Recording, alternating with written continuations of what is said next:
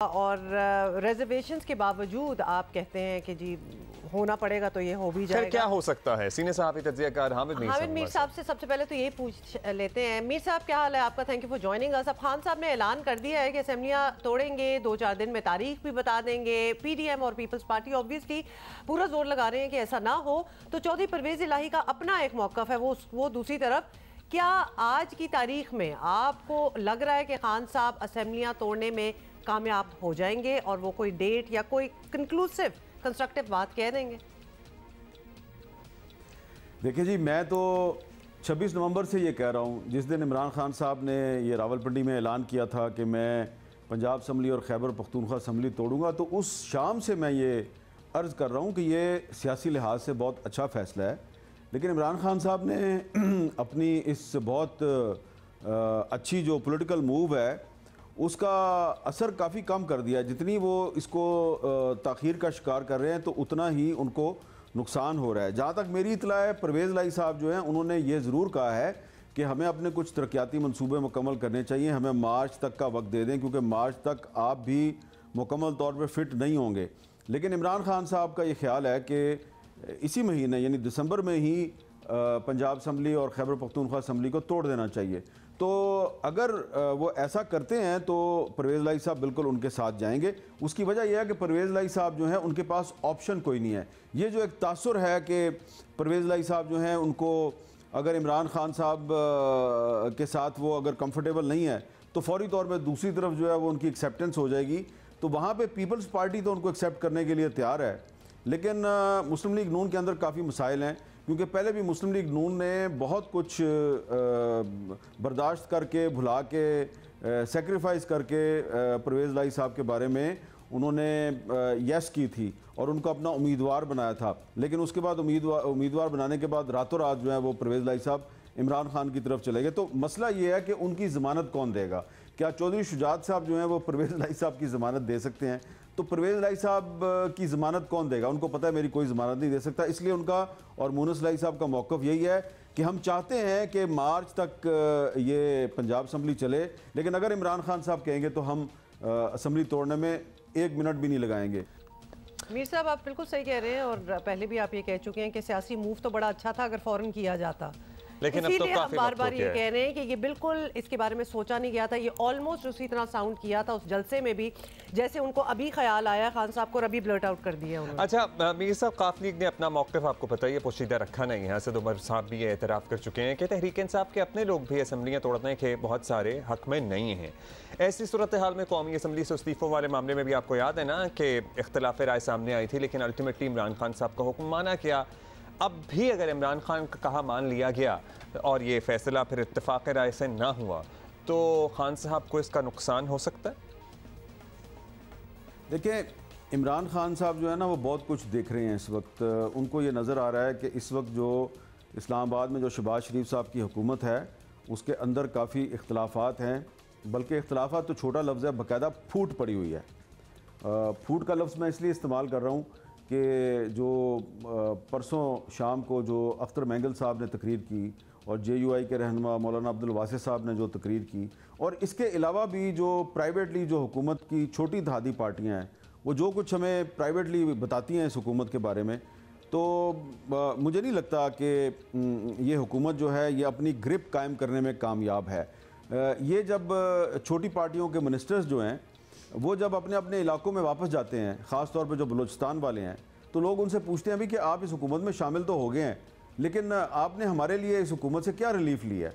और रिलीफ तो आपको नज़र नहीं आ रही। पाकिस्तान की तारीख की बदतरीन महंगाई जो है वो इस हुकूमत के दौर में है, और हालत ये पहुँच गई है कि आपके जो डिप्लोमेट्स हैं उन डिप्लोमेट्स को तनख्वाहें देने के लिए डॉलर नहीं है आपके पास, और वो तनख्वाहें देने के लिए आप जो बैरून मुल्क पाकिस्तान की एम्बेसियाँ हैं उनकी बिल्डिंग्स को आप बेचते फिर रहे हैं। तो ये सूरत हाल है जिसमें इमरान खान साहब जो हैं वो ये समझते हैं कि अगर मैंने असम्बली तोड़ दी तो हो सकता है कि जो शहबाज शरीफ साहब की जो छोटी धादी पार्टियां हैं वो भी उन पर प्रेशर डालेंगी और शहबाज शरीफ साहब को मजबूर कर देंगी कि वो इलेक्शन करवाएं। तो मैं समझता हूँ कि ये जो तासुर दिया जा रहा है एक कि जी वफाकी हुकूमत जो है उसको कोई परवाह नहीं है जनाब, अगर इमरान खान साहब पंजाब की और खैबर पख्तूनख्वा की असम्बली तोड़ भी देते हैं तो जनाब ठीक है, 2 सूबों में इलेक्शन हो जाएगा, बाकी सब खैर है। वो पंजाबी में कहते हैं सत्ते खैरा। सत्ते खैरा वाली कोई बात नहीं है। अगर इमरान खान ने पंजाब असम्बली और खैबर पख्तूनख्वा असम्बली तोड़ दी तो ये जो इस्लामाबाद में आपको थोड़ी सी जो गड़बड़ नज़र आ रही है, जो फूट नज़र आ रही है, ये एक बहुत बड़ा तूफ़ान बन सकती है। क्योंकि जो अख्तर मेंगल साहब हैं उन्होंने कुछ दिनों में अपनी पार्टी की सेंट्रल कमेटी का इजलास बुलाया हुआ है और उसका एजेंडा जो है उसमें एक ही पॉइंट होगा, इस हुकूमत में रहना या नहीं रहना। और अक्सरियत जो है उनकी पार्टी की सेंट्रल कमेटी के अरकान की, वो इस हुकूमत के साथ नहीं रहना चाहते। तो ये जो सूरत हाल है, जो एक मिसमैनेजमेंट नज़र आ रही है आपको इस्लामाबाद में, शहबाज शरीफ साहब की क़यादत में जो हुकूमत है उसके अंदर जो मिसमैनेजमेंट और इख्तलाफात और गड़बड़ और फूट नज़र आ रही है, जो कि मीडिया में बहुत ज़्यादा आपको डिस्कशन में नज़र नहीं आ रही, लेकिन बिहाइंड द सीन स्क्रीन से पीछे हालात बहुत ख़राब हैं। तो इससे इमरान खान साहब फ़ायदा उठा सकते हैं। अच्छा मीर साहब, like on a side note, helicopter security protocol किसी ना किसी तरह का हुकूमती तहफ़्फ़ुज़ और मुकदमात वगैरह में प्रेशर डालने के ऑप्शन रखना हुकूमत में रहने वालों की एक आदत बन जाती है। अब खान साहब की शायद मजबूरी भी हो, लेकिन क्या हुकूमतें छोड़ देने के बाद ये सब सहूलतें छिन जाने से खान साहब के लिए मुश्किलात नहीं पैदा हो जाएंगी? देखें, आपको याद होगा कि इमरान खान साहब जब अभी वज़ीर आज़म थे तो उन्होंने एक बात कही थी कि मैं अगर हुकूमत से निकल आया और मैं अगर सड़कों पे आ गया तो मैं पहले से ज़्यादा ख़तरनाक हो जाऊंगा। अभी तक तो उन्होंने ये साबित करके दिखाया। आजकल वो बनी गाला में नहीं है, आजकल वो लाहौर में है, और पिछले 6 महीने में उन्होंने दिखाया कि वो कहाँ तक जा सकते हैं और वो कितने ख़तरनाक हैं। इसमें कोई शक नहीं है कि जो उनका लॉन्ग मार्च था वो कामयाब नहीं हुआ। इसमें भी कोई शक नहीं है कि उनके बारे में जो एक मिथ क्रिएट की गई थी कि जो बड़े पॉपुलर लीडर हैं, क्योंकि उन्होंने बहुत से बाई इलेक्शन जीत लिए थे, तो लॉन्ग मार्च में वो पॉपुलैरिटी जो है वो हमें उसका रिफ्लेक्शन नज़र नहीं आया। और हम ये कह सकते हैं कि ये जो पिछले दिनों बहुत से जो स्कैंडल्स आए हैं, ख़ास तौर पे जो ये घड़ी वाला स्कैंडल है और जो उन्होंने कुछ यू टर्न्स लिए हैं, अमेरिका के मसले पे उन्होंने यू टर्न लिया है, इसकी वजह से उनकी पॉपुलैरिटी का ग्राफ नीचे आया है। लेकिन अभी तक वो हमें काफ़ी ख़तरनाक नज़र आ रहे हैं। वो पहले एक कार्ड खेलते हैं, फिर दूसरा कार्ड खेलते हैं। तो जो आज तक इमरान खान की जो सियासत है, आप मार्च अप्रैल से लेके अभी तक देखें, कोई ना कोई वो कार्ड खेलते हैं, कोई ना कोई वो गिमिक करते हैं। और जो शहबाज शरीफ साहब की हुकूमत है वो आपको सिर्फ डिफेंस करती हुई नज़र आती है, ऑफेंसिव नहीं है वो, यानी कि उनकी जारहाना हिकमत अमली नहीं है, उनकी दिफाई हिकमत अमली है।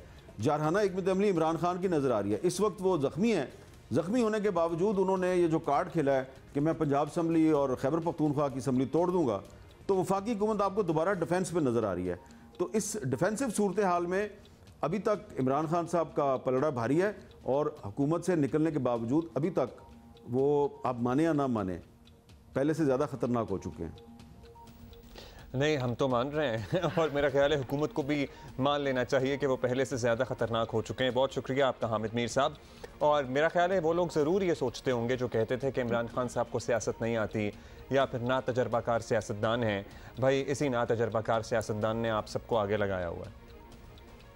You have to accept it. This is what it is. और साथ ही he is going to make sure Khan साहब के ये जो दिसंबर जितना रह गया ना, it's not going to go easy. वरना दिसंबर एक होता है ना कि जरा रिलैक्स हो जाता है काम एंड मतलब he is the one, he is determined. he is the one जो कोई एक्शन करते हैं और फिर सारे बाद में पीछे से आते हैं और फिर डिफेंसिव होके उसका कोई रिएक्शन देते हैं।